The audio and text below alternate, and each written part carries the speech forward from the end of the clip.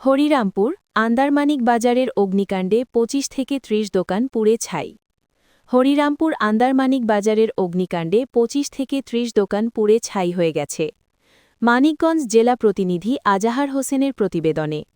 মানিকগঞ্জের হরিরামপুর উপজেলার আন্দারমানিক বাজারে ভয়াবহ অগ্নিকাণ্ডে অন্তত ১৫টি দোকানের ক্ষয়ক্ষতি হয়েছে। এর মধ্যে ২৫টি দোকান সম্পূর্ণ পুড়ে ছাই হয়ে গেছে এবং আরও ৮টি দোকান আংশিকভাবে ক্ষতিগ্রস্ত হয়েছে। বৃহস্পতিবার সকাল আনুমানিক ১০টার দিকে বাজারের একটি দোকান থেকে আগুনের সূত্রপাত হয়। স্থানীয়রা প্রথমে আগুন নিয়ন্ত্রণের চেষ্টা করলেও দ্রুত তা আশপাশের দোকানগুলোতে ছড়িয়ে পড়ে। খবর পেয়ে ফায়ার সার্ভিসের ৪টি ইউনিট প্রায় সকাল ১১টার দিকে ঘটনাস্থলে পৌঁছে আগুন নিয়ন্ত্রণে কাজ শুরু করে। প্রায় ১.৫ ঘণ্টার চেষ্টার পর আগুন নিয়ন্ত্রণে আসে।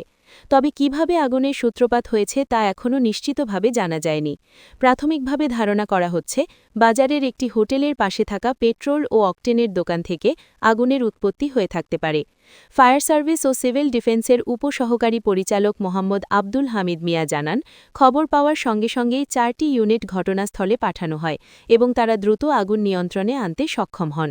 আগুনের সঠিক কারণ ও মোট ক্ষয়ক্ষতির পরিমাণ তদন্ত শেষে জানা যাবে। এলাকাবাসী বলেন, আন্দারমানিক বাজার অনেক পুরানো বাজার।